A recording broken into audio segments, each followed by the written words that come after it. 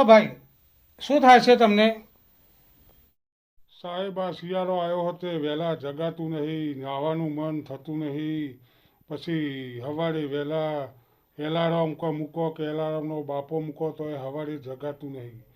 વહેલા ઉઠે એવી કોક ગોળી આપો.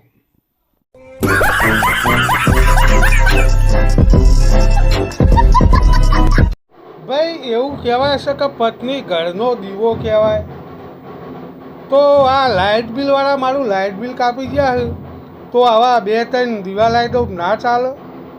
2-3 દીવા ના લવાય ભાઈ, નકા કોક દાડો બળાય.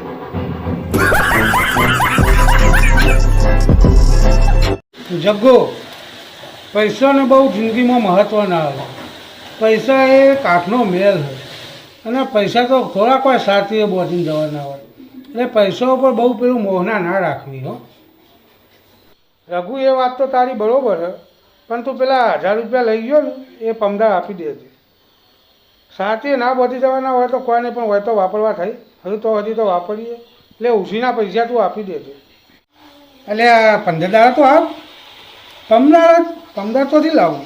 ખોટું કીધું આનું મેં તો. હં,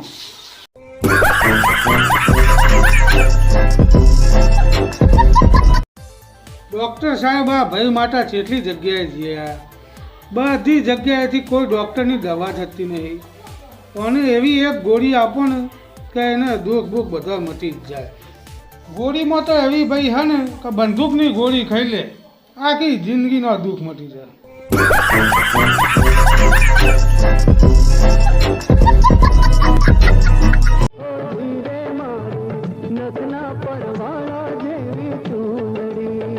અરે આ જગુ ચમ આટલો બધો ઉદાસ છે? મૂડમાં હમણાંથી લાગતો નહીં તું હો. ઓમાં વાત એવી હે ને યાર, થોડા પૈસાની જરૂર પડી. ઉદાસ જ રહે ભાઈ. હો, ઉદાસ જ રહે, મને અહીંથી જવા દે.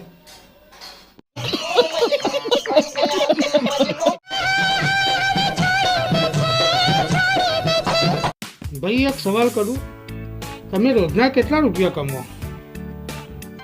રોજના 10,000 રૂપિયા. વધારે નહીં કમાતો, રોજના 10,000 જ કમાવો. તો મહિને કેટલા કમાવો? મહિનાના 3 લાખ રૂપિયા. એવું તો શું કરો તમે? મજાક મસ્તી.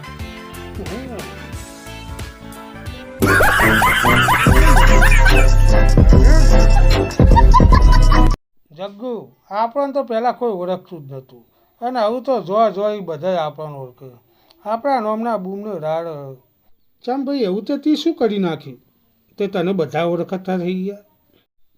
લોકોના વેટા તેના પાસેથી લીધા છે 2 ટકી, એટલે પછી બધા હોતતા આવે જ ને.